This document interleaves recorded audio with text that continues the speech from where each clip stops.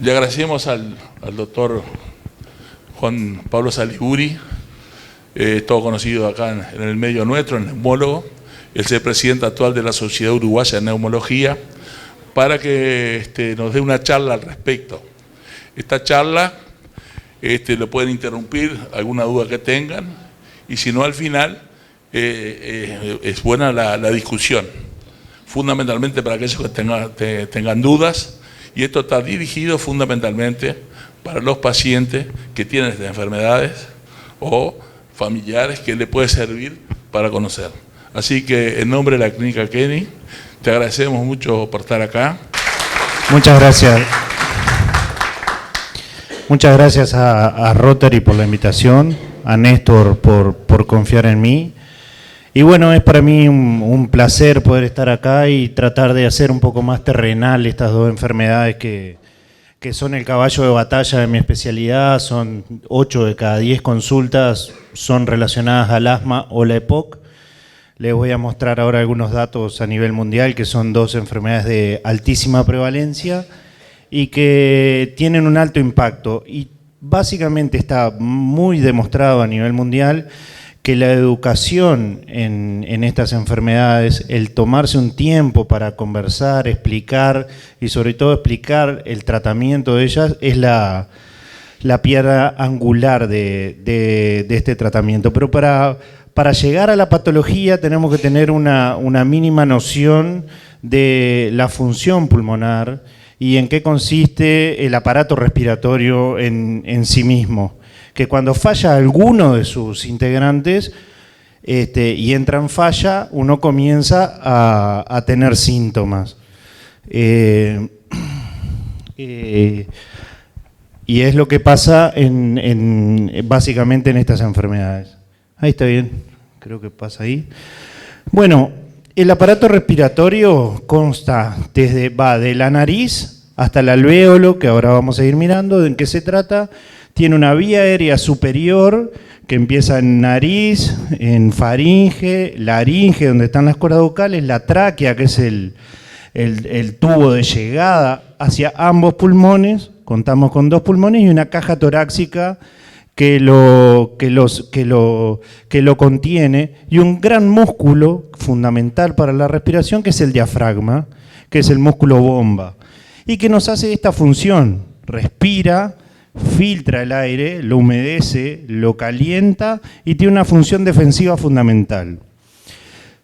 Que empieza en los pelitos de la nariz, que tienen una función que es la de filtrar las grandes partículas de polvo y de sustancias allí, hasta esta célula que está aquí, chiquitita, que ahora le voy a mostrar dónde está, que es el alvéolo, que es donde, por ejemplo, el humo del cigarro lo intoxica y es la principal célula defensiva del pulmón. Y a veces se daña esa célula y es por uno de los motivos por el cuales tenemos infecciones respiratorias recurrentes.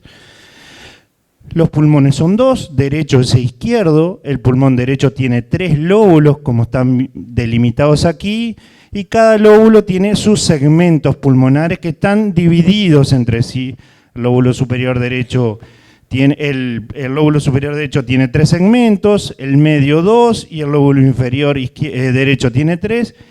Y el pulmón izquierdo tiene 2 grandes lóbulos, también con 3 segmentos cada uno, y que se van dividiendo anatómicamente, dicotómicamente, como las ramas de un árbol. Hasta llegar a esto que se llama árbol bronquial, que es donde se van distribuyendo cada canal para esos bronquios, que terminan, después de más o menos unas 25 divisiones, en estos pequeños sacos que se llaman sacos alveolares, que para que se den una idea, tenemos aproximadamente 300 millones de alvéolos en un pulmón sano, que intercambian 6 litros de aire por minuto, estando quieto como están ustedes ahora, y pueden llegar hasta 75 litros por minuto cuando uno hace ejercicio para poder llegar a la demanda que tiene el organismo. Para que se den una idea, es la mayor superficie expuesta al exterior y está adentro nuestro. La piel tiene aproximadamente unos 2 metros cuadrados de superficie de contacto. El pulmón en su etapa de reposo tiene 28 metros cuadrados de exposición al exterior. Y cuando está todo el pulmón en funcionamiento, por ejemplo, el ejercicio llega a 100 metros cuadrados, lo que es la superficie de una cancha de tenis. ¿Ah? Eso está completamente medido y estudiado. Y es el lugar fundamental donde va a suceder esto, que se empieza a complejizar un poquito más, que se empieza con la red de arterias y venas, donde se va a producir esto, el intercambio de aire, de una u otra. Si tenemos algún daño a nivel del pulmón, ya sea en el alvéolo, porque se tapa de moco, porque se rompe esta superficie, como vamos a ver ahora, hay dificultad para que haya ese intercambio de oxígeno y ahí empieza la problemática de la insuficiencia respiratoria. Lo mismo también, si se nos tapa una de estas arterias, como pasa a veces con un coágulo al pulmón, no hay llegada de aire, pero no hay salida de sangre oxigenada, por lo cual también hay insuficiencia respiratoria. Esto en grandes rasgos. Aquí le voy a mostrar un pequeño video que me gustó mucho, muy corto obviamente, que muestra un poco en dinámica lo que es la función defensiva del pulmón, fundamental para poder entender un poquito la patología que va a seguir.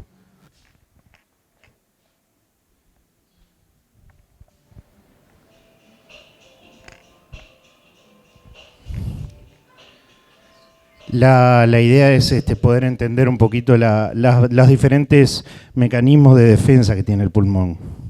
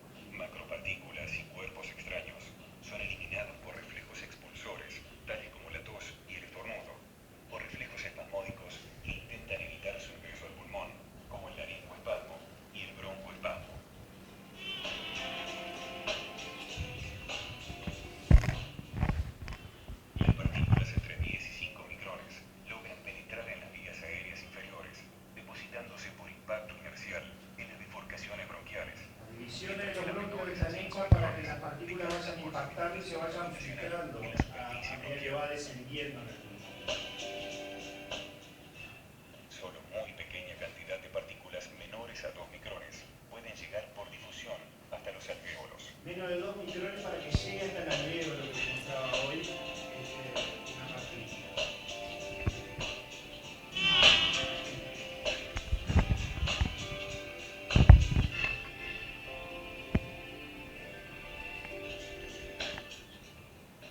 La segunda barrera física la forma el moco que reviste el epitelio respiratorio, evitando la entrada de toxinas y gérmenes al interior de la mucosa, de modo que la pérdida de la integridad del mismo predispondrá a las infecciones. El normal tiene que secretar moco esparcidos en la mucosa bronquial para que atrape esas partículas y se vaya hacia la vía digestiva.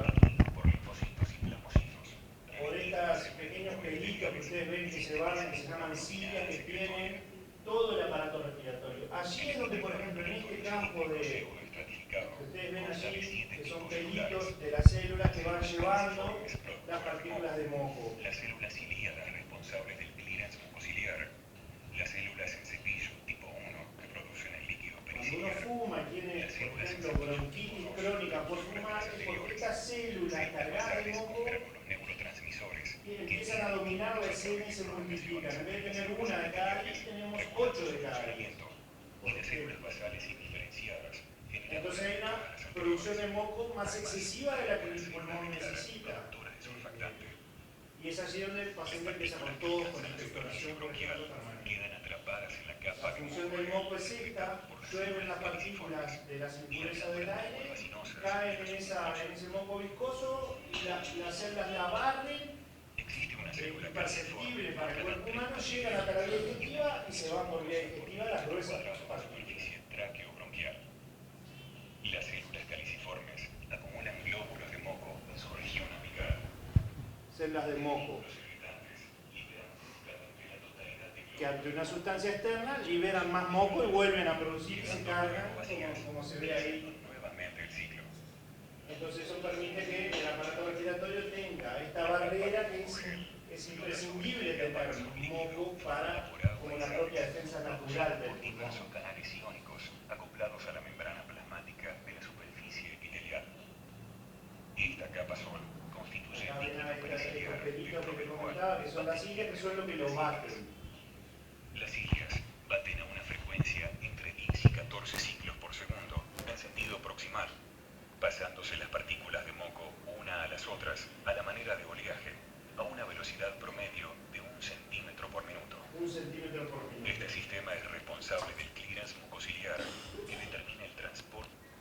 Bien, eso es lo que le quería mostrar, me parecía muy interesante, porque eso vamos a ver ahora qué es lo que está roto en las enfermedades respiratorias, ya sea en la EPOC, que es por donde vamos a empezar, o en el asma. En algún lugar hay un desbalance, hay una ruptura de esos mecanismos que hace que uno tenga más síntomas y vemos de qué manera lo podemos controlar.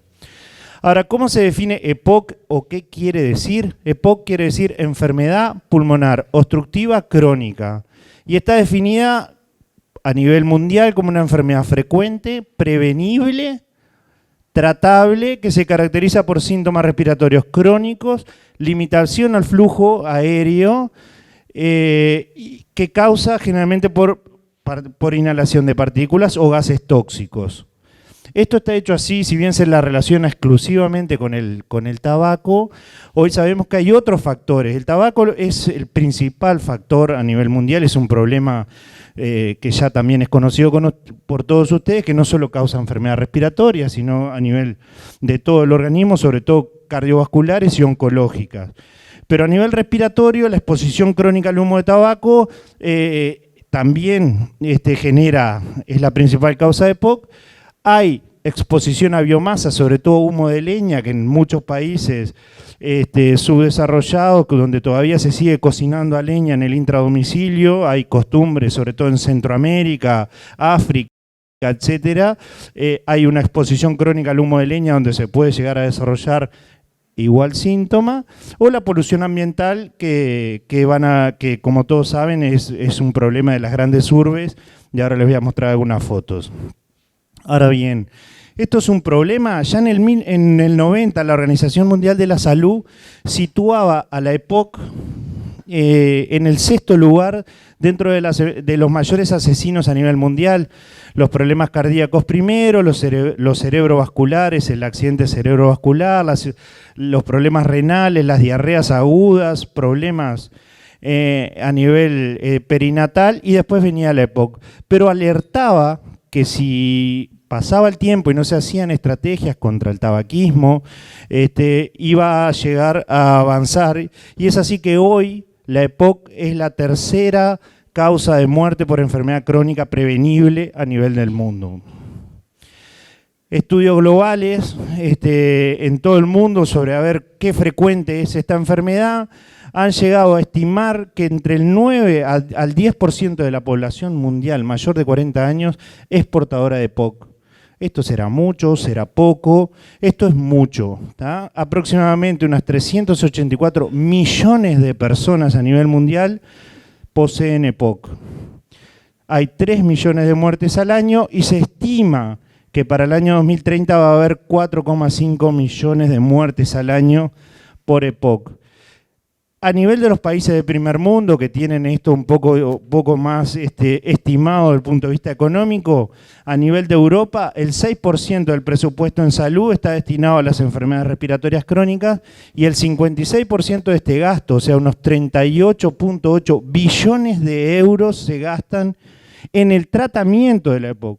No estamos contando aquí la prevención.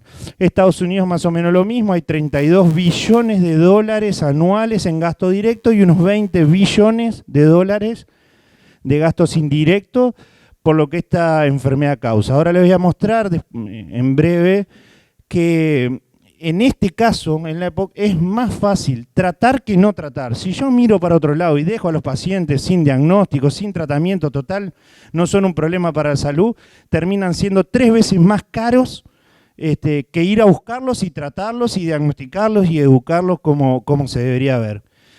Bueno, hay pocas enfermedades a nivel respiratorio que estén tan bien estudiadas, obviamente.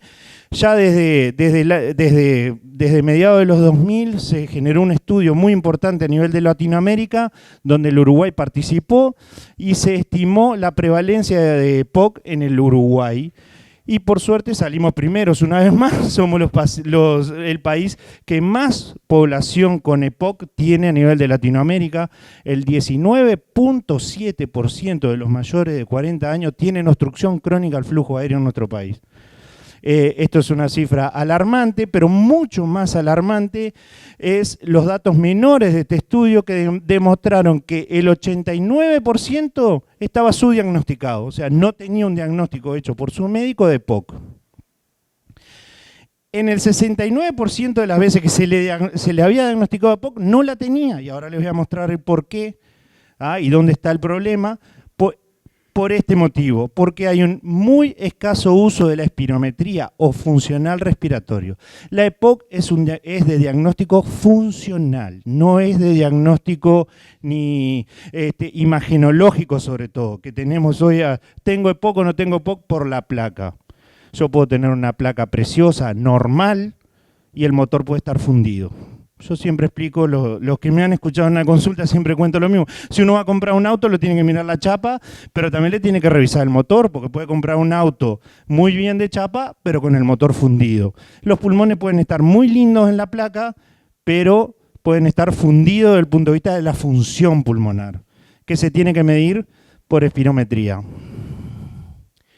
Yo tuve el atrevimiento de traer esta cifra a Salto, para mostrar un poquito. En Salto Capital habría 9.031 pacientes con EPOC, en todo el departamento unos 10.000 pacientes, pero solamente menos de 2.000 tendrían el diagnóstico. 6.868 pacientes en nuestra sociedad no están diagnosticados de EPOC. Andan por allí, la mayoría de ellos fumadores o exfumadores, pero sin diagnóstico. Por ejemplo, tomé la estadística del centro médico porque la teníamos en el año 2007, solamente había 267 pacientes catalogados como EPOC. Por supuesto que esto es muy subdiagnosticado, ¿no? Y esto es lo que le comentaba, un enfermo no diagnosticado ni tratado duplica o triplica el consumo de recursos económicos de cualquier sistema sanitario. Por tanto, hay que salir a buscar pacientes con EPOC, hay que salir a difundir sobre esta enfermedad. Por eso es importante este tipo de jornadas, para que ustedes sean multiplicadores del conocimiento y de estimular el consumo médico, e incluso decirle al médico, ¿será que me tengo que hacer una espirometría? Un estudio sencillo y de buen resultado. El factor de riesgo ya lo comentamos, en el centro y dominando la escena el tabaquismo, pero también en otros países, sobre todo en el nuestro ya solamente en algunos sectores rurales, pero es raro que tengamos sin extracción adecuada, pero la polución, como ven aquí, la tuberculosis, que es una de las hipótesis por el cual nuestro país podría tener esta cifra tan alta, es porque supimos tener tasas de tuberculosis de 50 por 1000, hoy estamos en 20, pero tuvimos una altísima prevalencia. Y esta puede ser una causa de esto.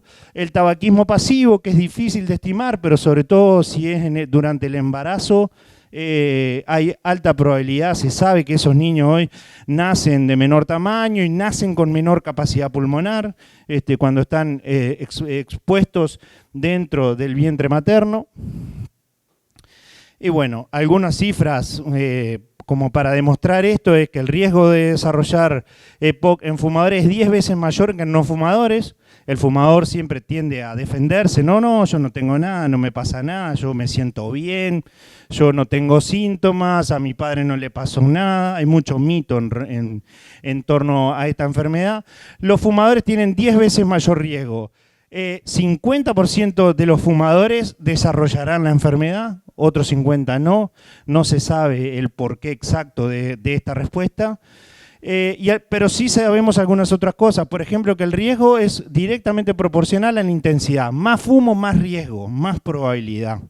El 26% de los fumadores que fuman entre 15 y 30 paquetes al año lo van a hacer, pero el 51% de los que fuman más de 30 paquetes, aquí me equivoqué, lo van a desarrollar a esta enfermedad.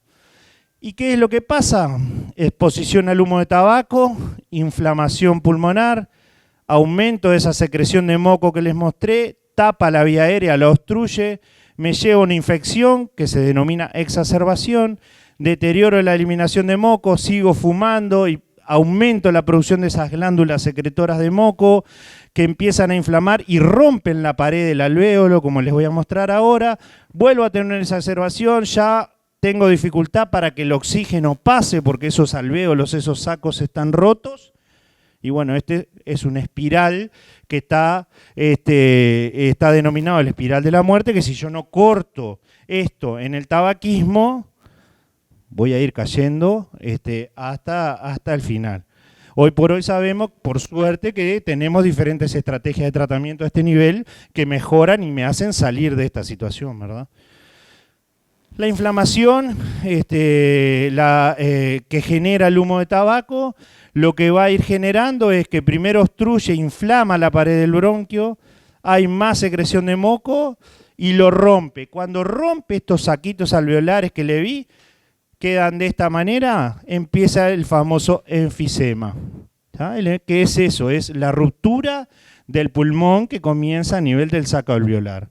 Pero también se rompen estas células famosas que les mostré, que son los macrófagos, que son los policías del pulmón, los que van a ir a neutralizar todos los cuerpos extraños porque están invadidos de humo de tabaco, de partículas. El cigarrillo, la combustión del cigarrillo tiene más de 4.000 partículas tóxicas que le ingresan al pulmón, se disminuyen de tamaño, entonces aumenta el riesgo de infecciones, aparecen células inflamatorias que van a producir daño en el pulmón y van a ir rompiendo el pulmón. Como ven acá, esto es un alvéolo sano en una microscopía electrónica y esto es un alvéolo de un fumador donde no está la especie redondeada. Si ustedes ven, todos los márgenes son lilas, violeta oscuro, está rugoso el borde. Esto quiere decir que el alvéolo tiene la pared gruesa, ahí hay dificultad del oxígeno para pasar por esta pared gruesa, porque tiene toda esta columna de células inflamatorias que están lesionando al pulmón y dificultando la oxigenación. Y esto es una foto grande de un pulmón con enfisema cortado, ya en una necropsia. Todos estos agujeros blancos que ustedes ven es enfisema, no hay ya más superficie de intercambio de oxígeno, está roto. Y esto es parte de lo que hoy vimos en la definición, es una enfermedad crónica no reversible. El daño hecho está. Puedo enlentecer el daño, lo puedo frenar desde el punto de vista médico, pero el daño hecho a estos niveles ya no hay retroceso. ¿Cuándo sospecharlo? Cuando empiezo a tengo factores de riesgo, tengo disnea al esfuerzo, tengo tos crónica, cuando tengo toso generalmente más de 2 o 3 meses seguidos, y tengo expectoración. La tríada diagnóstica esta es altamente sospechosa y debe evocar a que tengo que hacer una espirometría. Factores de riesgo, más los síntomas vistos, hay una alta sospecha, tengo que confirmarlo por espirometría. Algunos conceptos una vez que tengo diagnosticada la enfermedad, que no es la idea hoy de esto meternos específicamente en el tratamiento farmacológico, si alguno tiene una duda lo podemos hacer, pero sí que son las cosas más importantes, 2 grandes vías. Tratamiento no farmacológico, que es el que más evidencia tiene. Uno quiere que le den el inhalador o quiere mejorarse, pero lo que más evidencia tiene es lo no farmacológico. El abandono del tabaquismo tiene más evidencia científica que cualquiera de los inhaladores que me vaya a vender la industria mía o que yo se los vaya a dar a ustedes. Dejar de fumar es la piedra angular acá. Si sigo fumando, sigo en esa espiral que es incontrolable. Entonces, dejar de fumar nunca es tarde y es la piedra más importante. Prevenir las infecciones, porque como le mostré allí en esa espiral que vengo, tengo más moco de lo normal, si no me inmunizo, sobre todo contra gripe y contra neumococo, aumento el riesgo de infección. La infección una vez que cura con los antibióticos que doy, deja el pulmón inflamado. De alguna manera daña también y aumenta el riesgo de que ese enfisema se siga formando. Entonces la vacuna es fundamental. El médico anual, dependiendo de los síntomas, y el ejercicio físico siempre está indicado en la patología respiratoria. Por supuesto que a medida que la enfermedad cada vez es más severa, más supervisado deberá ser, pero siempre es fundamental el ejercicio aeróbico, la caminata 2 a 3 veces por semana, a un ritmo moderado, que no me haga sentir mal ni nada, pero tengo que hacer ejercicio. Y el tratamiento farmacológico va a ser inhalatorio, sobre todo en estas dos patologías que vamos a ver hoy, que estamos viendo. Los tratamientos son inhalatorios, no son orales. No tenemos la suerte de los cardiólogos que mandan pastillas o el diabetólogo que me manda la insulina. No, acá, si yo no hago bien el inhalador, que es la piedra angular de todo esto que le voy a mostrar hoy, de lo que me interesaría remarcar más es la técnica inhalatoria. El oxígeno, les voy a mostrar algunas palabras de por qué a veces soy el malo de la película, por qué sí o por qué no. Les voy a dar un poco del punto de vista nuestro, cuándo está indicado, por qué y qué cuidados hay que tener. Y saber que hoy, a medida que los tratamientos han avanzado, existen algunos otros tratamientos que no están disponibles en nuestro país para quitar ese enfisema. Y el trasplante que sí lo tenemos, que también tiene ciertas exigencias para llegar a un trasplante pulmonar, pero en el último escalón está planteado el trasplante. Bien, algunas breves palabras sobre el oxígeno, que es una piedra en el zapato en estas enfermedades, sobre todo el oxígeno, la famosa mochila para caminar. A ver, ¿cuándo, cómo, por qué? Primero, saber que el oxígeno es un fármaco. Por tanto, como todo fármaco, tiene una vía de administración, tiene una duración, tiene efectos adversos, o sea, el oxígeno también puede hacer mal, si lo indico mal, y tiene altos riesgos por su volatilidad. Han existido grandes quemaduras de vía aérea o explosiones de domicilio porque el paciente, por ejemplo, sigue fumando. Hay varios estudios que demuestran de que 3 a 4 de cada EPOC diagnosticado que me juran su consulta que no fuma más, fuma en la casa. Y fuma y sigue fumando, y fuma en el baño, y fuma en otro lado. Y eso es altamente riesgoso porque deja monóxido de carbono a nivel respiratorio, que es un gas explosivo y a veces puede tener complicaciones a nivel respiratorio. Por tanto, hay que tener adecuadamente evaluado el paciente que va a ir a oxígeno y sobre todo ese paciente, lo más importante es que tiene que haber dejado de fumar por los riesgos de él o de terceros.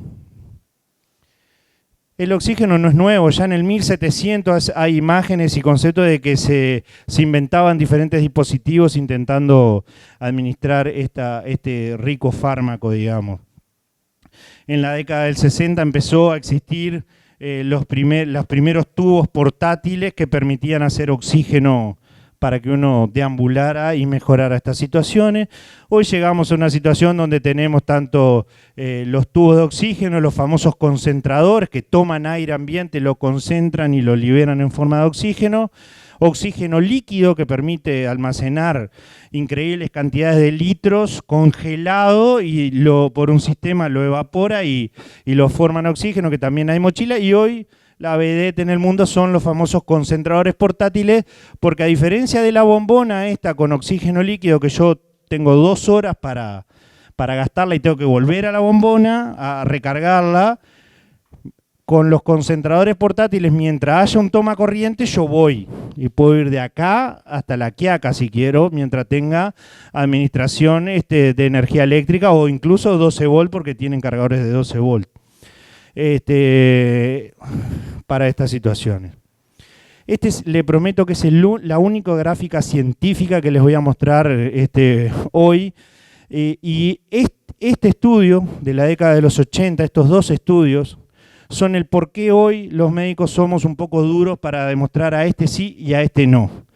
Cuando decimos oxígeno sí, oxígeno no, es porque ha demostrado en un estudio científico que los pacientes que se les administró oxígeno por más de 15 horas por día vivían más de los que no lo recibían.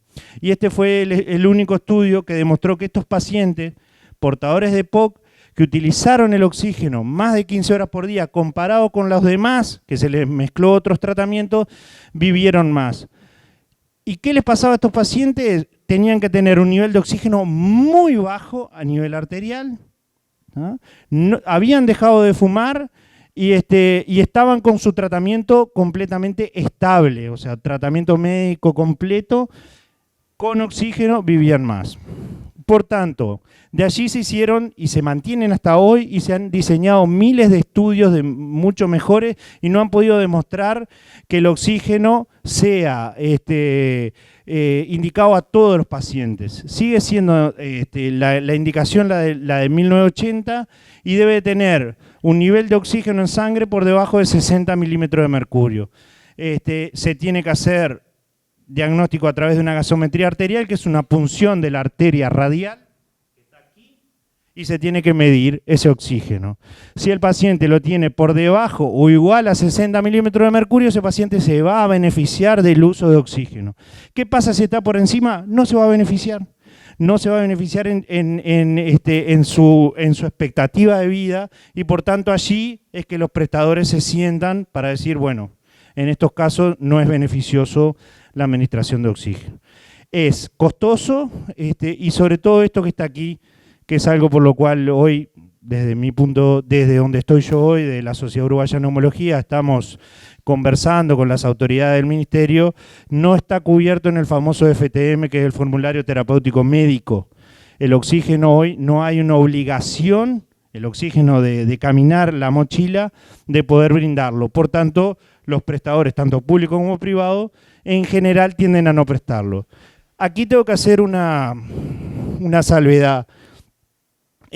Tanto en el hospital donde trabajo como en el centro médico, nos han abierto la posibilidad de poder, cuando tiene la indicación, argumentarla, tiene que cumplir con todos los criterios que les mencioné. En general lo han cubierto. Y estamos hablando de alto costo, ¿no? Una mochila está muy por encima de los $3.000, por ejemplo, el costo de ella. Y la verdad que en Salto, y eso yo lo he mostrado, y el año pasado el doctor Esquillá hicimos un trabajo en conjunto, donde demostró el beneficio de esto, y fuimos reconocidos a nivel del Congreso Uruguayo de Neumología, y eso hay que agradecer a las autoridades de aquí, porque no en todo el país sucede lo mismo. O sea, somos digamos, diferentes a nivel nacional y eso se basa en que se han hecho las cosas bien. Cuando se hacen de esta manera se beneficia a los pacientes que realmente lo necesitan.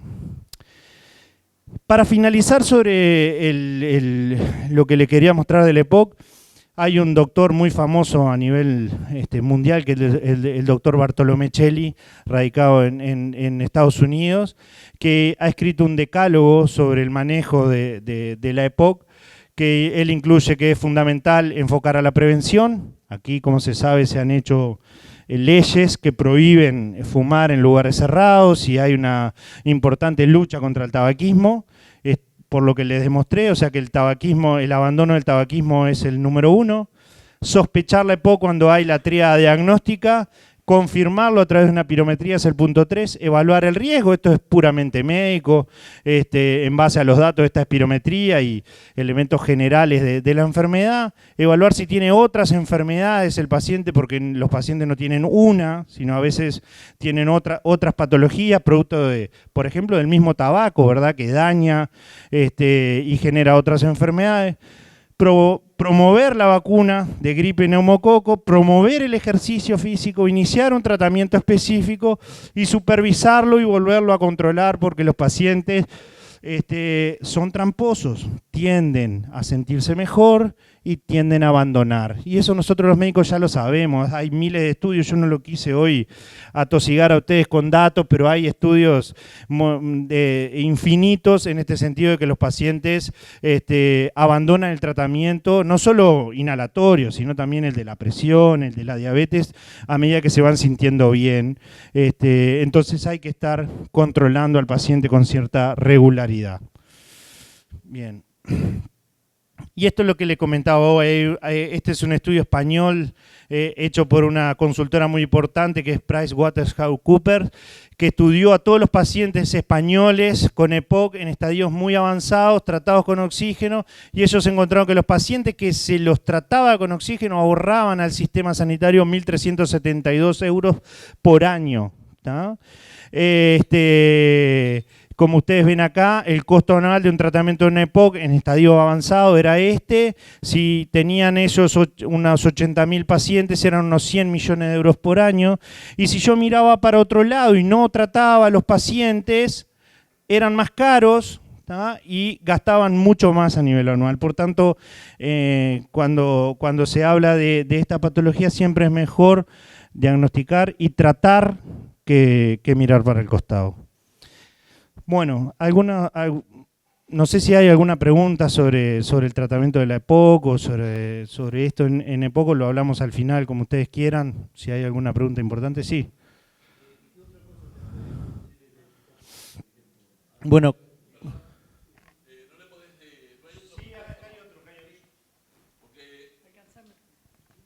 Hola.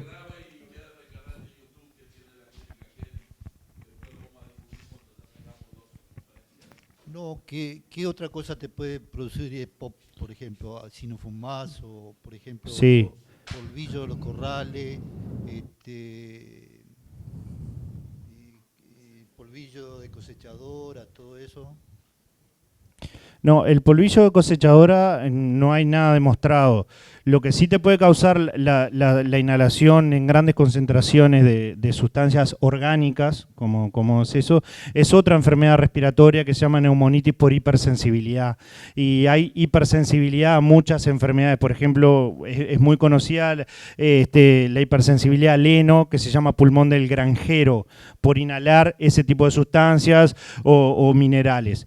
EPOC, hay una causa genética que es el 1%, que se llama déficit de alfa-1 antitripsina. O sea, nacemos con el déficit de una enzima, una proteína que le da la estructura de sostén al pulmón. Es algo muy raro, pero puede ser causa de enfisema y EPOC en no fumadores. Generalmente son mujeres jóvenes. Es el 1% de todos los casos que les mostré. Y después siempre inhalación de humo, ya sea de cigarrillo o puede ser humo de biomasa, grandes quemas como mostré hoy, o polución ambiental. Eso está bien demostrado científicamente, que puede generar EPOC. Gracias. ¿Alguna otra pregunta? Ahora aquí adelante. Sí. La gente que trabaja, que está expuesta, que trabajan en los invernáculos, la inhalación, esa filtración que hace la niebla de las mochilas, realmente están expuestos a esto, ¿verdad? No, sin duda que la inhalación de gases tóxicos puede también desarrollar enfermedad obstructiva. Inflamación, todo lo que inflame al pulmón de manera mantenida y sostenida puede llevar a este mecanismo y producción de EPOC.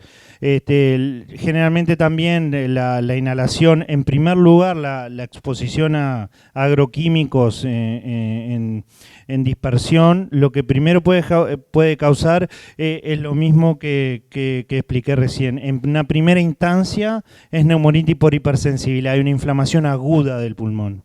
Si se mantiene esa exposición en el tiempo, en forma crónica, puede eventualmente desembocar en el desarrollo de una EPOC. Bien. Sí. Ya establecida la enfermedad, el EPOC como tal, comúnmente las personas que se encuentran afectadas por esta enfermedad comienzan a presentar un cuadro de ansiedad generalizado, producto secundario del mismo. ¿Hasta qué punto el abuso de broncodilatadores o de fármacos indicados para el tratamiento no van a repercutir empeorando el cuadro, o hasta qué punto van a permitir que de una u otra forma actúen de manera adecuada ante la enfermedad? Muchas gracias por tu pregunta. Hoy omití decirlo, pero la EPOC no es una enfermedad solamente pulmonar, es una enfermedad sistémica. Sí, yo no omití poner fotos aquí, pero hay fotos de pacientes fumadores con EPOC severo que los definimos bien desde el punto de vista médico, como son pacientes generalmente uno los ve delgados, longilíneos, con el tórax grande, generalmente con masas musculares bien fundidas. Eso llevó a que varios grupos médicos que se dedican al estudio de esta enfermedad la estudiaran y demostraran que hay un montón de repercusiones sistémicas que van desde el sistema nervioso central con ansiedad y depresión, osteoporosis, pérdida de musculatura esquelética importante, entre otras cosas. Por tanto, la EPOC es una enfermedad que inicia en el pulmón y afecta a todo el organismo, a diferencia del asma, y que tiene importantes repercusiones. El uso abusivo de los inhaladores puede potencialmente generar alteraciones del ritmo cardíaco, potencialmente sí. Los inhaladores que tenemos en la actualidad son mucho más seguros de los inhaladores que se usaban hace 30 años, que son los que han demostrado daño. Y yo lo dejé para comentar esto sobre el tratamiento del asma. Hoy la fama de los inhaladores, de que son malos para el corazón, viene de la época fines del 60 y principios del 70 en Nueva Zelanda, donde se usaba derivados directos de la adrenalina y posteriormente una droga que se llama fenoterol, donde sí se demostró un aumento de la mortalidad, sobre todo en pacientes jóvenes, que lo que hacían era un uso intempestivo del inhalador. Cuando uno iba a la ficha médica y buscaba cuánto habían consumido, generalmente utilizaban más de un caníster por mes, y en ello sí se asoció la mortalidad. Y desde allí, obviamente que esos fármacos fueron retirados del mercado, desde allí la mortalidad, por ejemplo, por asma, ha empezado a disminuir a niveles muy importantes, ¿tá? Pero hoy lo que tenemos que saber es que los inhaladores son drogas. Si las realizamos, como les voy a mostrar, con indicación médica, en los plazos que se deben usar, son drogas muy seguras. No sé, ¿alguna pregunta más o si no seguimos en esto y se van a ir desarrollando en el siguiente? Bueno, ¿qué es el asma, a diferencia de la EPOC? La EPOC dijimos que es una enfermedad crónica, esta también es una enfermedad crónica, es una enfermedad inflamatoria y alérgica de la vía aérea, que lo que produce es una broncoconstricción que me produce dificultad para expulsar el aire, aumenta el nivel de moco, hay engrosamiento de la pared del bronquio, como se ve en la figura, que a diferencia de la anterior, esta es reversible, o sea, yo puedo generar todo este proceso de engrosamiento bronquial, lo trato y llego a un bronquio de vuelta abierto, o sea que es una enfermedad broncoobstructiva reversible y que tiende a hacer esto, a tener una gran variabilidad estacional a lo largo del tiempo, y generalmente cuando uno conversa con los pacientes portadores de asma, generalmente los pacientes siempre lo relacionan con desencadenantes inhalatorios o a veces son ingestantes también, que la pueden desencadenar, ingesta de cítricos, ingesta de mariscos, ingesta de diferentes cuestiones que pueden llegar a generar incluso broncoespasmo. Pero es una enfermedad crónica, inflamatoria, alérgica y reversible de la vía aérea, que no es curable, pero es tratable y perfectamente controlable. Que también afecta a un montón de personas en todo el mundo. Es más frecuente la expresión diagnóstica en la infancia, que esto tiene que ver básicamente por el tamaño de esos bronquios que les mostré hoy. A medida que hay un desarrollo de la caja torácica, los bronquios son de mayor diámetro y es más difícil que se cierren, pero ese paciente sigue siendo asmático. Que su prevalencia va aumentando a nivel de todo el mundo. En Uruguay la prevalencia estimada por el doctor Baluga y los colaboradores que estudiaron mucho este tema es una prevalencia alta. En la mayoría de los casos aumenta en la niñez. Hay algunas variantes de las manifestaciones iniciales. Hay un asma del adulto, hay un asma del obeso, hay un asma ocupacional, cuando hay alguien expuesto permanentemente a una sustancia inhalante. Hay una variante ocupacional del asma también, que va variando en el tiempo. Y que lo que genera es esto, como vimos, es un bronquio normal, de calibre normal, con una pared no gruesa, y a medida que se expone a algún alergeno inhalatorio, la pared se inflama, se engruesa, queda bordes rugosos y a veces se obstruye mucho y puede generar crisis con riesgo vital, pero si uno lo trata, volvemos a tener una situación bronquial normal.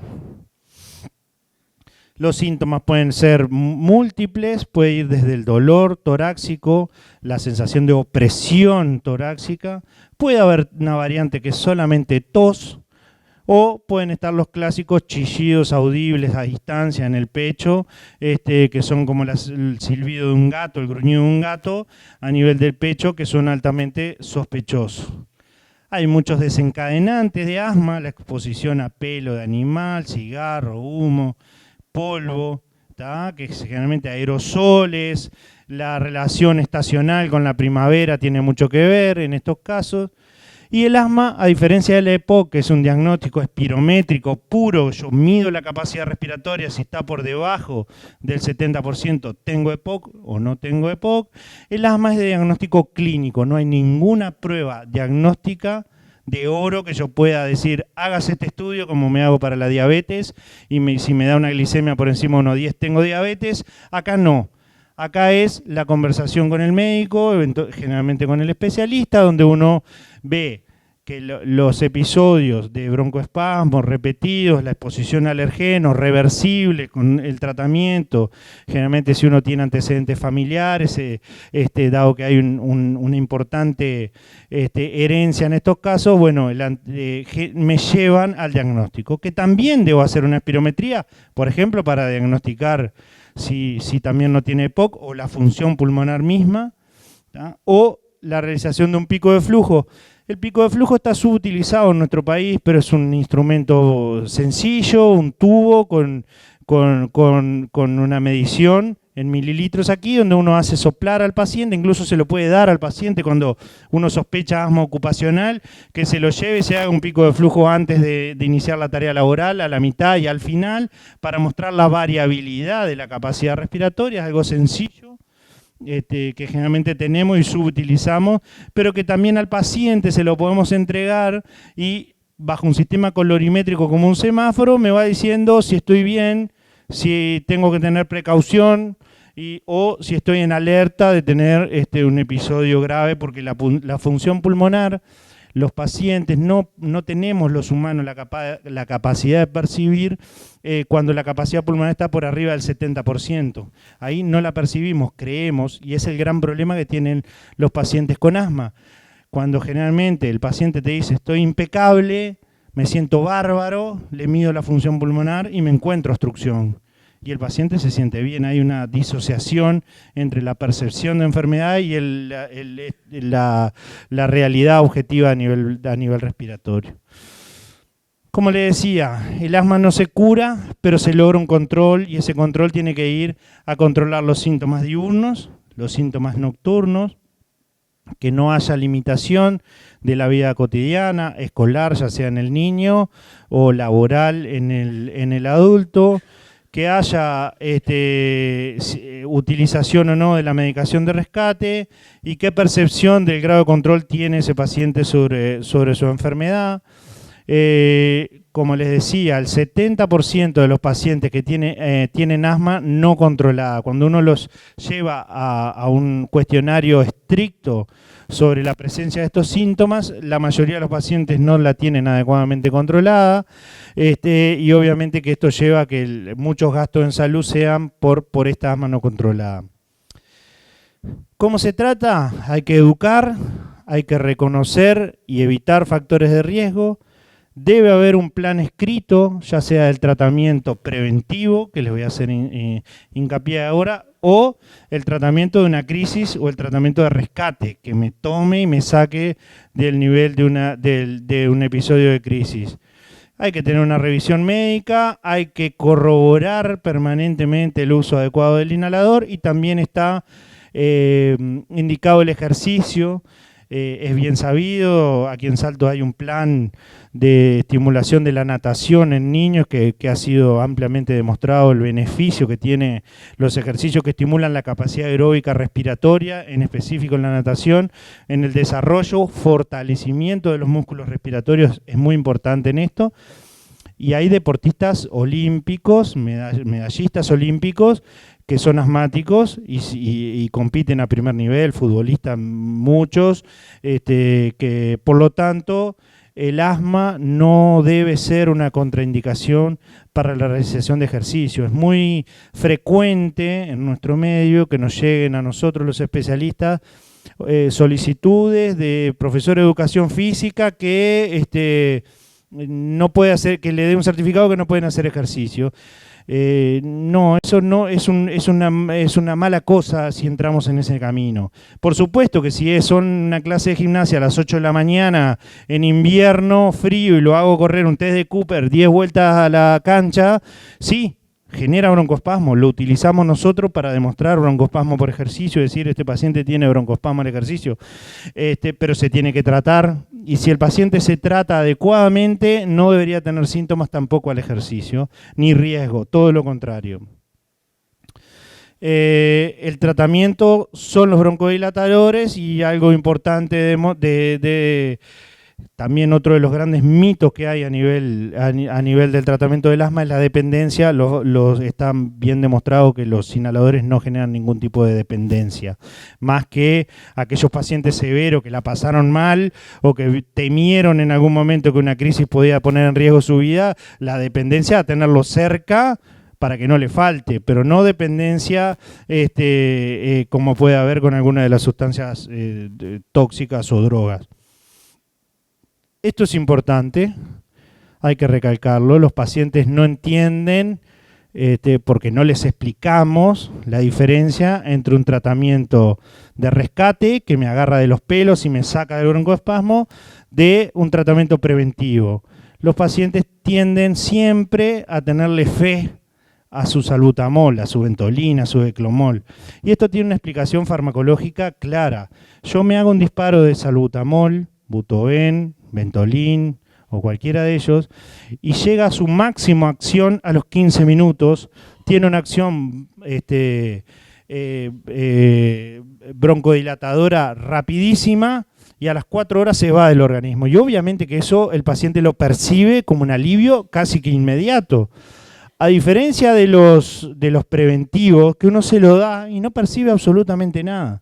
Pero porque no va a dilatar, ese va a ir a esa célula inflamatoria que les mostré hoy, que está en el bronquio y va a hacer que se vaya. Y eso tiene que ser mantenido en el tiempo, ¿tá? Cuanto menos células inflamatorias tengan rodeando al bronquio, menos reactivo va a ser ese bronquio. Por tanto, los preventivos son broncodilatadores de larga duración, 12 o incluso hoy tenemos de 24 horas de duración, que recién van a llegar a su pico de acción cuando me los hago a las 8 de la mañana a la 1 o 2 de la tarde. Y se van a mantener en casi todo el día y van a empezar a bajar en la madrugada, recién si me los hago a las 8 de la mañana. Acá algunos ejemplos de todos ellos. Y por supuesto que hay efectos secundarios, como vemos, el uso abusivo o alta dosis de salbutamol puede dar palpitaciones, taquicardia, nerviosismo, temblor, son no graves, generalmente se van rápidamente, a los 15 minutos por la farmacocinética que les comenté, ya se fueron y no van a generar en la mayoría de los casos problemas graves.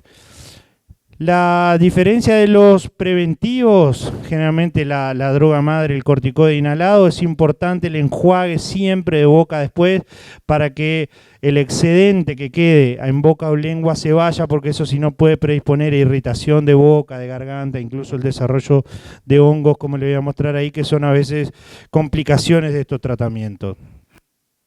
Este video es genial, lo repito siempre, tanto a nivel de esta charla como a nivel médico incluso, porque los médicos, los neumólogos, los médicos generales, todos debemos de chequear cómo nuestros pacientes se hacen el inhalador. No le creo que me diga a mí, no, yo me lo hago bien, no le creo a nadie. Porque esto, que obviamente es una sátira, he encontrado situaciones casi similares a lo que les voy a mostrar ahora. Mi asma. Me dijeron que lo arreglarían, pero no he notado mejoría alguna. Bueno, a veces los médicos nos equivocamos, Ana, y hay que esforzarse más para arreglarlo. ¿Usa su inhalador? A todas horas gasto uno semanal. ¿Seguro que lo usa bien? ¿Cree que soy idiota? No. ¿Por qué no me enseña cómo funciona?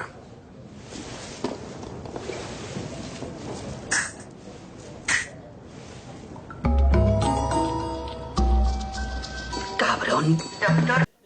Por este video yo generalmente tiendo a chequear, y cuando me derivan pacientes que no van bien de su asma o de su EPOC, lo primero que les digo, si alguno es paciente mío lo sabrá, tráigame el inhalador y muéstreme aquí, adelante mío en la consulta, cómo se lo hace. Porque aquí, en esto, está la mayoría de los pacientes respiratorios con asma y EPOC que no marchan bien, es por este motivo. Porque no se hacen bien, no es culpa del paciente, es culpa de nosotros los médicos, que damos por entendido que todo el mundo sabe hacerse bien un inhalador. Yo estoy seguro que si yo reparto aquí, la mayoría de ustedes no sabe hacerse bien el inhalador, y nos pasan congresos médicos que hay máquinas que lo miden y ponemos a médicos a hacerse el inhalador y lo hacen mal, no lo hacen perfecto como deberían ser. Y si no entregamos esa micropartícula hasta ese saco alveolar que les mostré hoy, si no la llevamos hasta ahí, no voy a andar bien. ¿tá? No voy a andar bien, y hoy no tenemos esta situación de tomar la pastilla y el estómago se encargó de hacerse. Si yo no hago bien el inhalador, me pasa esto, empiezo a tener la lengua blanca, ¿tá? O la garganta blanca con piqueteado blanco. Eso es el desarrollo de una micosis oral por el depósito de casi todo el fármaco aquí. Entonces lo que voy a mostrar ahora es un poquito cómo hacernos bien el inhalador. Estamos inundados en el mercado de inhaladores. Estos se denominan inhaladores de dosis medida, son los famosos PUF. Tenemos nebulizadores. Solamente les voy a decir que para el uso de salbutamol en emergencia, en crisis, no hay evidencia científica que demuestre que uno es mejor que otro. No hay. Los dos producen el mismo beneficio en el mismo tiempo. En algunos pacientes que no tienen buena capacidad inspiratoria, generalmente el adulto mayor, puede que la nebulización sea más fácil de que el paciente le llegue algo más de concentración. Tenemos los famosos inhaladores hoy de polvo seco, que son básicamente los inhaladores preventivos. Y hoy están llegando los inhaladores de dispersión, que no vale la pena llegar. Me voy a enfocar en esta, que son el problema nuestro de todos los días. Son fáciles de transportar, fácil de manejo, solo toma un par de minutos, se proporciona dosis exacta si se hace en la manera indicada. Generalmente no se contaminan, se pueden tapar a veces, que es uno de los problemas que tiene por la precipitación de la medicación a nivel de la tubuladura. Se pueden asociar a inhalocámara y bueno, como vimos, hay que chequear bien cómo se los hacen. Hay que agitar bien el inhalador vigorosamente unos 5 segundos, retirarle la tapa, exhalar, vaciar. El pulmón de cada uno de nosotros tiene más de 4 litros adentro. Si yo no saco ese aire, yo no vacío, no va a llegar aire nuevo con la medicación. Pongo en boca, coloco la boquilla entre los labios, presiono la parte superior para accionar el disparo, al mismo tiempo que inhalo lenta y profundamente. Retengo 10 segundos y luego exhalo. Retiro la boquilla de los labios, cierro el labio, contener la respiración por 10 segundos antes de exhalar. Esto es una inhalación adecuadamente hecha. Este es mi hijo, tiene un asma leve y les voy a mostrar cómo él, con casi 5 años, se hace el inhalador, creo yo, que adecuadamente. Bueno, Tommy, ¿vamos a enseñar cómo se usa el inhalador? Sí.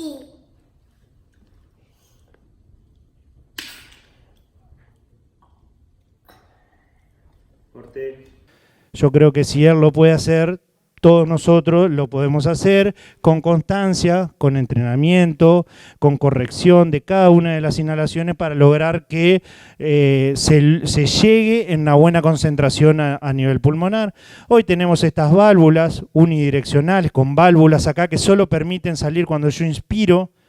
A mí me gusta esta inhalocámara en particular con pico en el adulto que va a boca y no con mascarilla con el niño, que es más difícil de coordinar. El adulto da más rendimiento la válvula, la inhalocámara con válvula y pico que va directo a boca como una flauta. Entonces coordino cuando inspiro, pasa toda la medicación.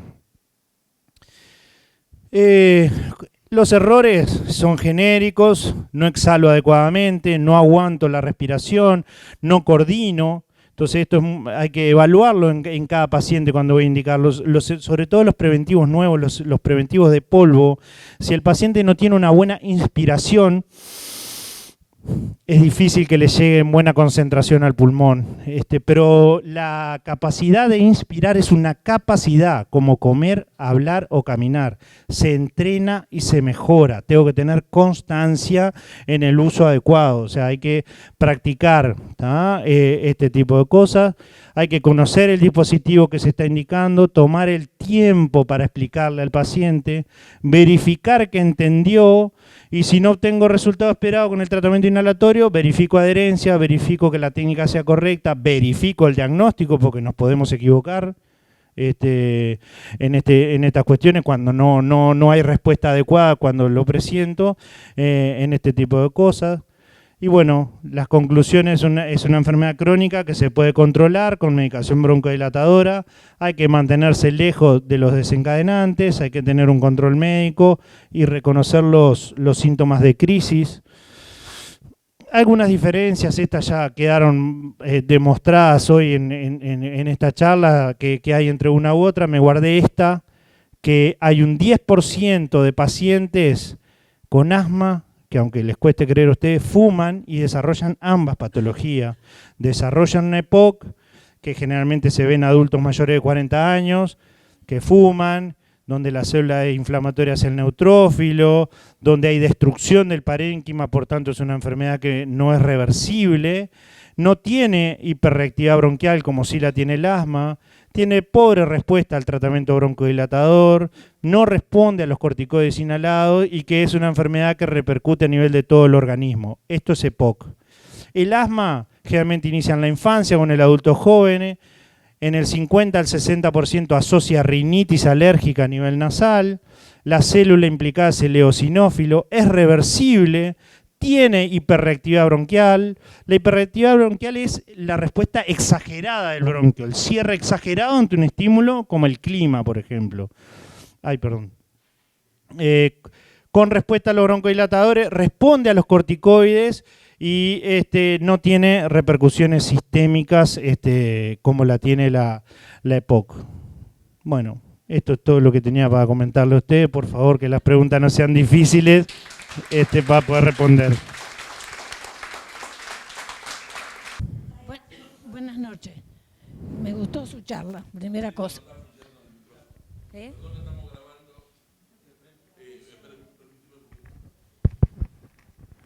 Hola. Bueno, ya. Perdona que insistimos esto porque estamos grabando y ahora después le voy a contar el por qué estamos grabando. Me gustó su charla. Dígame una cosa, ¿la persona que tiene EPOC declarada puede usar la cámara hiperbárica? ¿Qué pregunta? No hay demostración científica de que sea beneficiosa. No es perjudicial. Hay que ver el porqué. Y qué uno espera de la cámara hiperbárica y por qué. Si espera mejorar la función o capacidad respiratoria, no específicamente. Otra cosa que aprovecho, dada su pregunta, hoy estamos en boga el tema del uso del cannabis medicinal. Sí, también. El cannabis medicinal es muy bueno para muchas patologías, sobre todo neurológicas, pero es un relajante muscular, debilita la musculatura. Al paciente respiratorio en especial, le debilita la fuerza, es el músculo bomba, que es el músculo diafragma, y está demostrado que disminuye y los pacientes generalmente empeoran su sintomatología con el uso de aceite, por ejemplo, de cannabis medicinal, que no tiene los beneficios que, por ejemplo, tiene en la epilepsia, por ejemplo, o en el dolor crónico. Por tanto, en el paciente que lo va a implementar, tengan precaución, mucha precaución en estos casos. Muchas gracias.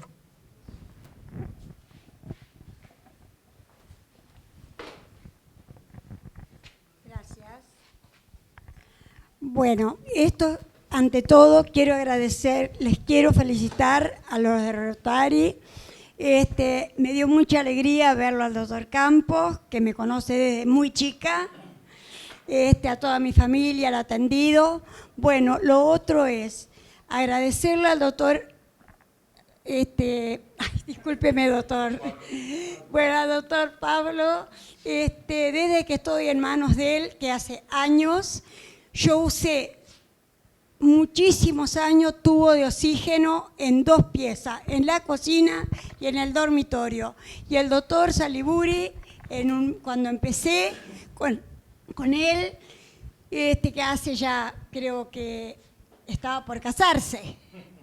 Bueno, empecé con él, soy otra persona. Me sacó el tubo de oxígeno en 1 mes y medio.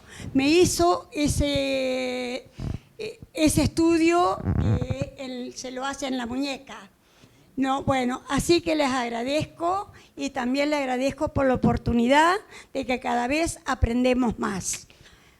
Felicitaciones para los de Rotary y para el doctor Saliburi. Muchas gracias, muchas gracias. Replicando un poquito lo que le pasó a ella, es muy frecuente para nosotros que estamos en esto que pacientes portadores de ambas patologías tengan un episodio agudo de descompensación y por supuesto que el oxígeno baja y allí se administra, ¿tá? Generalmente, pero lo normal es que el paciente al cabo de 2 a 3 meses, si está adecuadamente controlado, mejore y no tenga la necesidad de oxígeno, se tenga que controlar. Eso es lo importante. Lo que encontramos nosotros cuando empezamos a trabajar en esto acá en Salto es que se les indicaba en un momento agudo la terapia con oxígeno y después nunca nadie más se acordaba de quitárselo. Y el paciente perpetuaba una indicación que perfectamente podía que ya no la necesitaba. Y bueno, eso es algo que hay que hacerlo con regularidad, el control y medir el nivel de oxígeno, que es fundamental.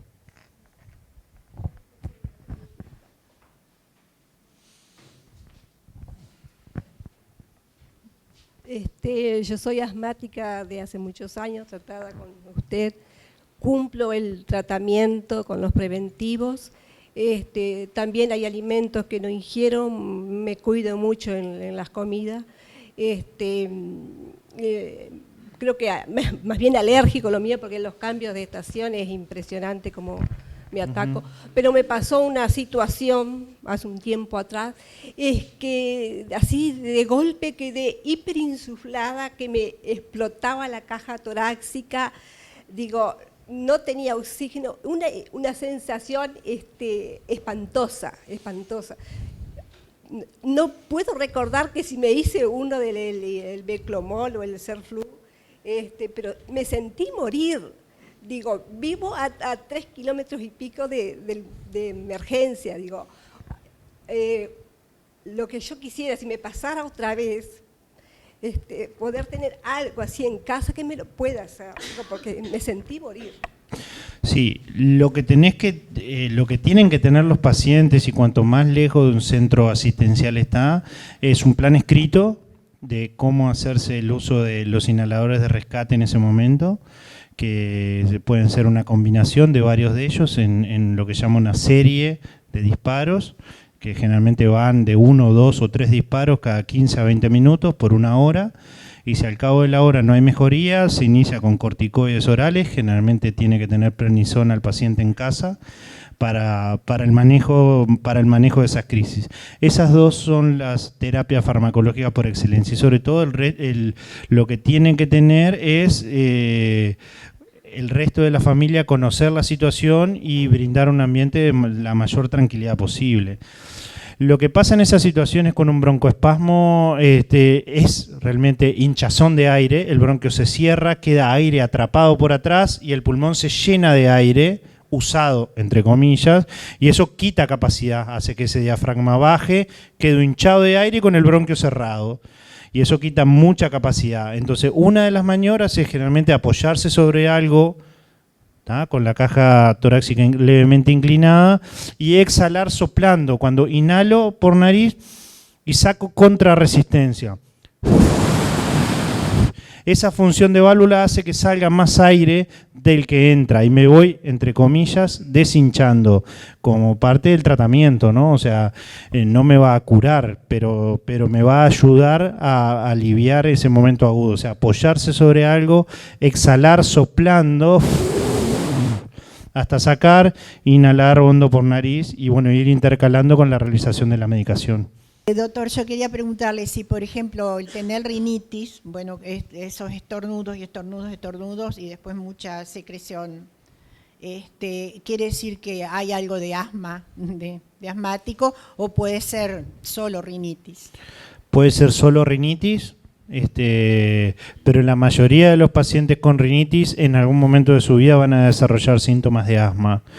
Y deben de ser evaluadas. Cuando un paciente consulta por rinitis también se debe sospechar asma y como mínimo gesto hacer un funcional respiratorio a ver si se encuentra obstrucción bronquial asociada, aunque el paciente no refiera síntomas respiratorios.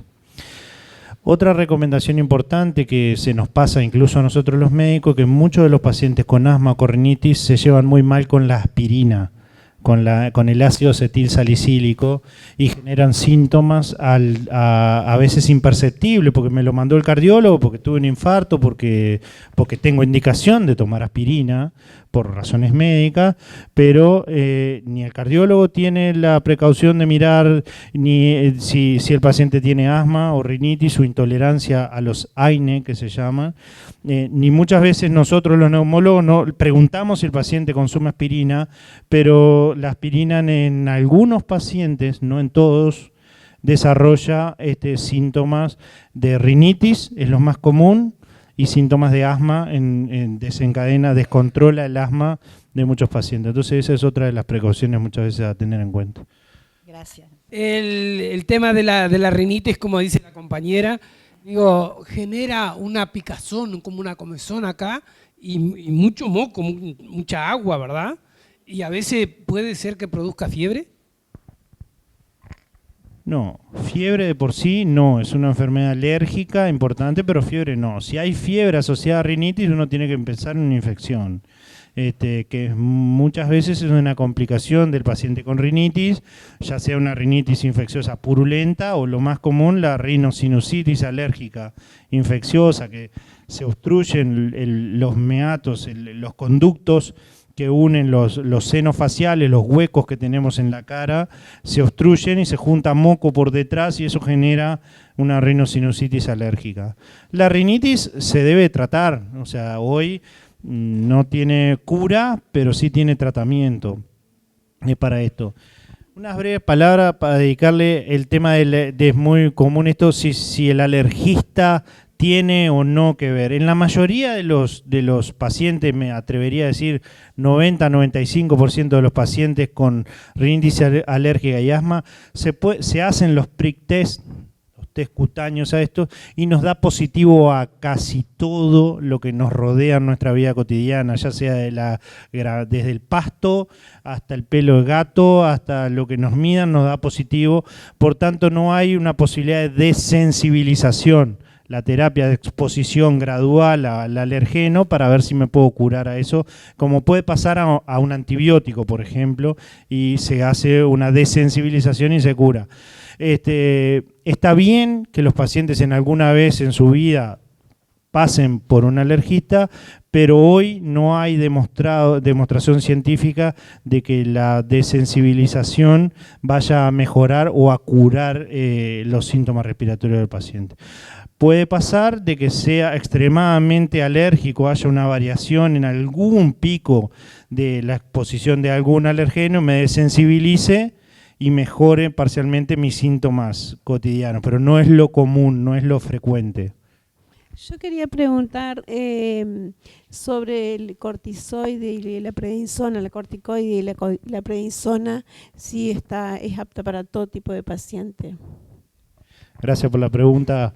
Me olvidé de poner un slide sobre esto que es muy interesante. Hoy cuando les comentaba lo de la fama negativa que tienen los inhaladores y por el uso de esos fármacos en Nueva Zelanda, el fenoterol, se le achacó la responsabilidad a los corticoides.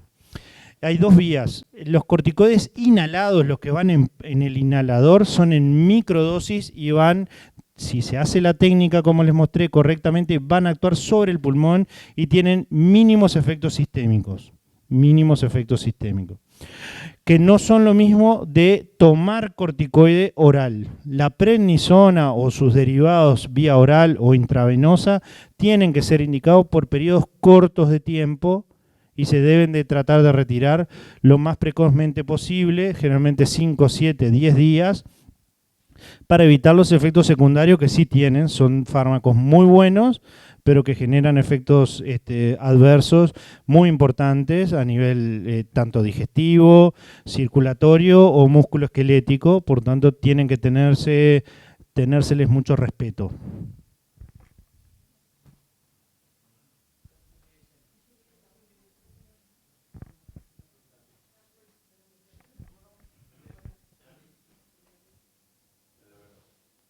Hola.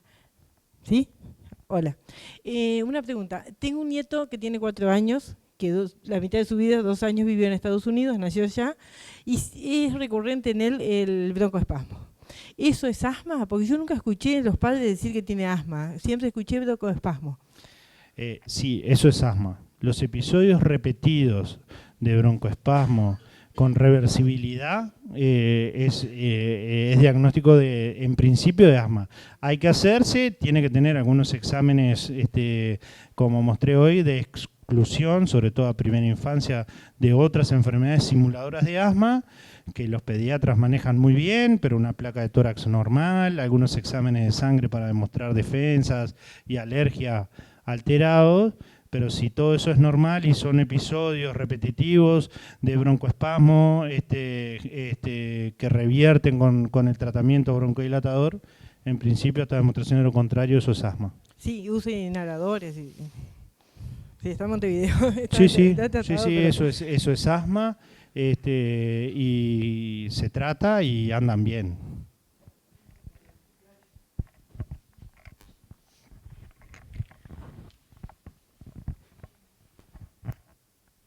Siempre que usas el inhalador, ¿no? ¿Es obligatorio o hay necesidad de usar siempre la inhalocámara? No es imprescindible el uso de la inhalocámara. Lo que tú tenés que tener es una correcta técnica inhalatoria. Si la técnica es adecuada, no hay necesidad. De hecho, yo le digo a mis pacientes que el inhalador de rescate, el salbutamol, siempre tiene que haber uno en el bolsillo del caballero, en la cartera de la dama que padecen enfermedades respiratorias, porque me sacan de esa situación y lo pueden tener sin inhalocámara. Lo que sí, los inhaladores presurizados preventivos que tienen corticoide inhalado, es mejor hacerlo con inhalocámara para evitar las complicaciones en boca, como mostré hoy, pero no es imprescindible. Buenas noches. Buenas noches. Yo pregunto, si es importante y si conseguimos algo con hacerle la rehabilitación respiratoria a los niños o a las personas mayores y enseñarle, tenés que respirar acá y tenés que respirar acá. Los llenás, pobres, ¿no? Pero ¿es bueno? Sí, por supuesto. Ah, está. Está muy demostrado, de hecho lo comentaba, que el ejercicio físico es fundamental en el paciente con asma, y la natación hay mucha evidencia que ha demostrado eficacia, y en la EPOC la rehabilitación respiratoria supervisada, que es un debe que tiene nuestro departamento, nuestro país en general y nuestro departamento, la rehabilitación del paciente, ya sea desde el punto de vista musculoesquelético respiratorio, es fundamental. Y es un debe que tiene todo nuestro país en ese sentido. Yo insisto con enseñarle el diafragma por excelencia, les digo a todos la misma palabra, y no sé si le estoy mintiendo, ¿no? Por eso te pregunto si es así, o no. Es así, hay que ayudar, pero no solo al diafragma, sino al resto de la musculatura respiratoria. Intercostales, Sí. Todos los sectores son trabajados. Sí, pero sí. hay cosas que uno exagera y el pobre no le sale al enfermo y uno cree que está haciendo bien. No, hay que generar espacios y ámbitos para esa situación. Para la rehabilitación el paciente tiene que estar fuera de crisis. Si uno está en crisis no puede hacer demasiada rehabilitación. Sí. Si uno está estable, con los síntomas controlados, con un tratamiento adecuadamente conducido, ahí, cuando ya está de alta, digamos, y se siente bien en su casa, ahí es el momento de comenzar con una rehabilitación y con ejercicios que sean progresivos para tonificar, fortalecer musculatura y mejorar capacidades. Sí, eso en general lo dirigen ustedes. Pero era otra cosa que quería preguntar sobre los ejercicios. Ah, bueno, ejercicios, ¿no? ¿Atacados todavía con algún rastro de lo que tuvieron? No. Es solamente la movilización esta que se le hace. Pero hacerle, levante los brazos, respirar, sacar. El paciente en crisis tiene que estar en reposo y evitar todo tipo de movimientos. Generalmente lo hacemos una vez que pase la etapa aguda inicial, digamos, que hay parámetros médicos para controlar, un nivel de oxígeno normal, una frecuencia cardíaca normal, generalmente con escasas secreciones. Ahí se puede empezar a hacer, salvo los pacientes con EPOC, que en esos casos los ayudamos con fisioterapia para el manejo de la producción exagerada de moco que tienen. Ahí está. Muchas gracias.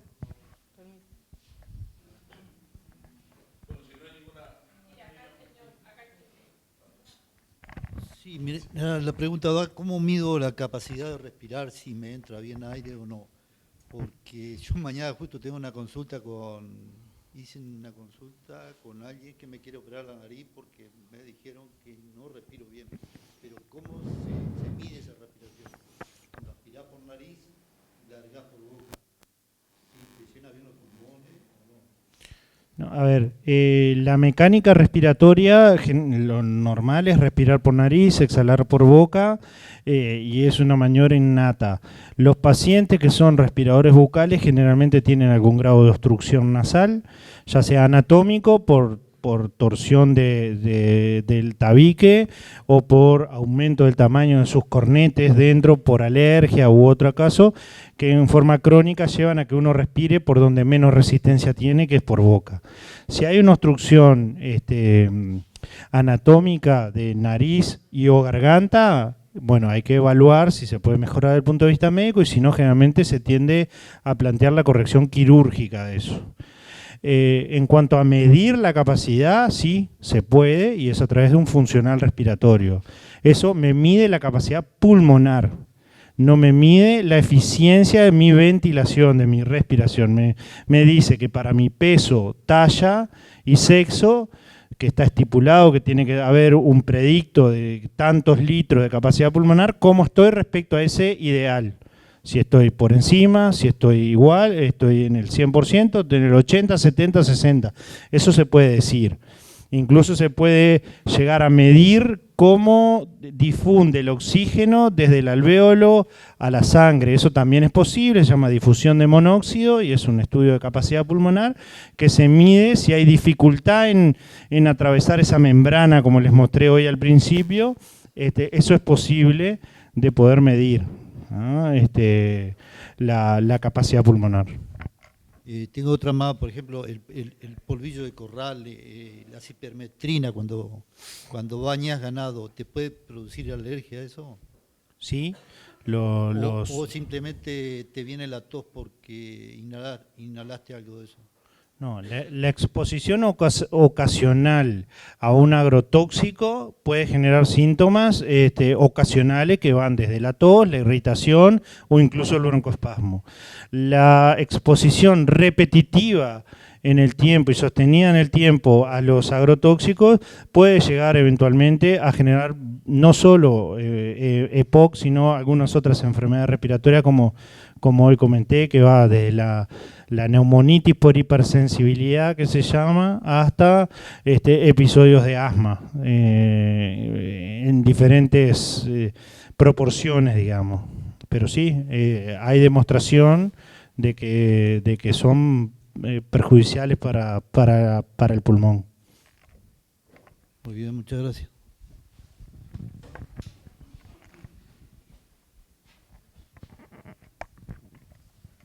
Buenas noches. ¿Las personas asmáticas tienen que usar el preventivo de por vida o por más de que no tengan crisis? Generalmente hay diferentes niveles de severidad de la enfermedad. No todos los pacientes son iguales unos a otros. ¿Por qué en alguien es más severo que en el otro? Eso todavía hoy la ciencia no llegó a hacer, pero es lo que uno ve. De hecho, hay un 5% de los pacientes con asma que tienen lo que se llama asma potencialmente fatal, que son aquellos pacientes que han generado crisis grave, que han requerido, por ejemplo, asistencia respiratoria, y otros no. Cuando el paciente está controlado de sus síntomas, no tiene síntomas diurnos, no tiene síntomas nocturnos, no hay ausentismo laboral o escolar, tiene un pico de flujo por encima de 500 mililitros y un funcional respiratorio normal, yo se los retiro, se los desciendo y le digo, véngame a ver marzo que viene, previo al otoño, y vemos cómo están los síntomas y le genero la cartilla de crónico y saben cómo manejarse. Ahora, si sos un paciente que ya de por sí tiene la espirometría con obstrucción permanente, con síntomas diarios, etcétera, y ese paciente no, lo mejor es que mantenga su tratamiento. Por tanto, el tratamiento del paciente con asma es individualizado caso a caso.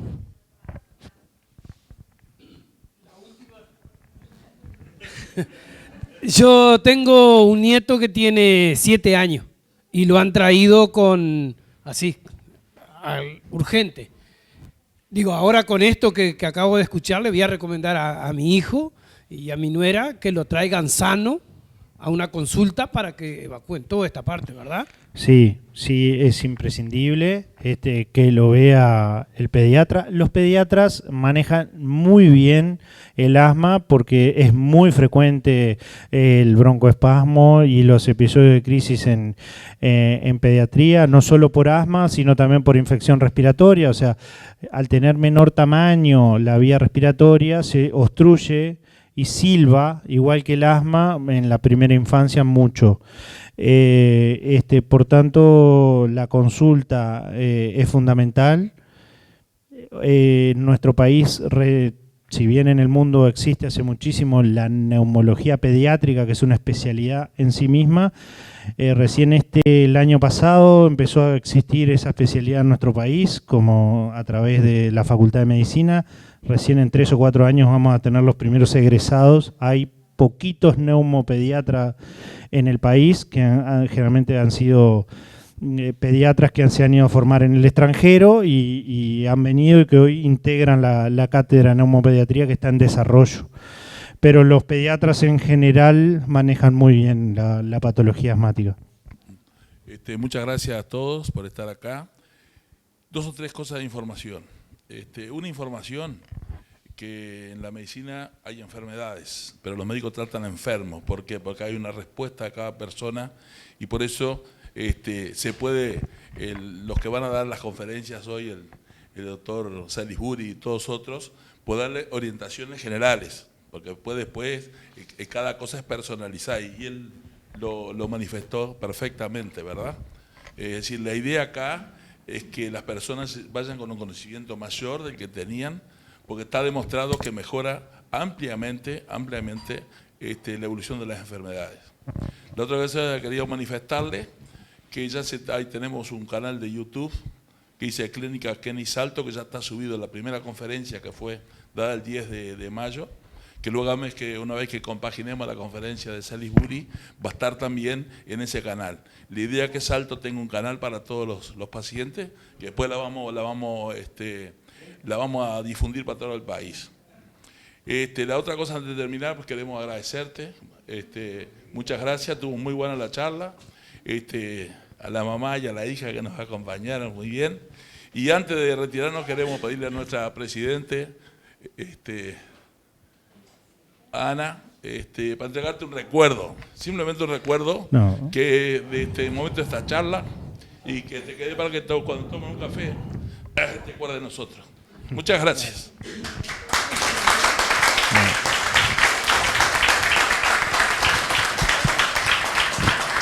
Abrilo.